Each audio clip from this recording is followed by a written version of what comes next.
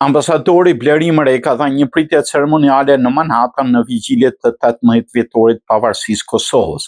Ambasadori Blerim Rej ka mbajti pritje ceremoniale për 18 vjetorin e pavarësisë Kosovës në ambientet elegante të Empire State House në Manhattan. Ambasadori Blerim Rej ka konsulli i përgjithshëm Republikës Kosovës organizoi pra një pritje ceremoniale.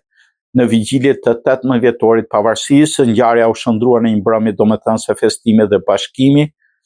Ambasadori së bashku me bashkëshorten e tij pedagogen Ymran Ere ka pritën përsëmërsisht të ftuarit.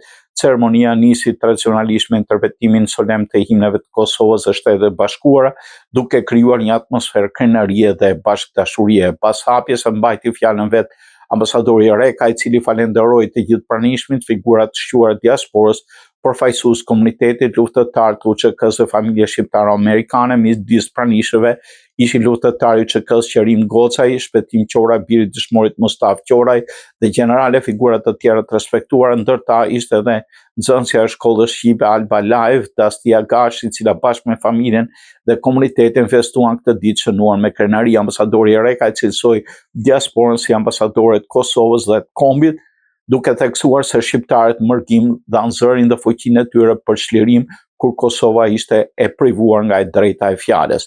Ai përmendi figurën e Adem Jasharit dhe rolin vendimtar të NATO-s dhe SBA-s në arritjen e pavarësisë. Në fjalët e tij u cituan edhe vargje nga poezia Palat Liri e Kosovës nga Gim Sheu, që përshkruajnë vuajtjet e popullit shqiptar.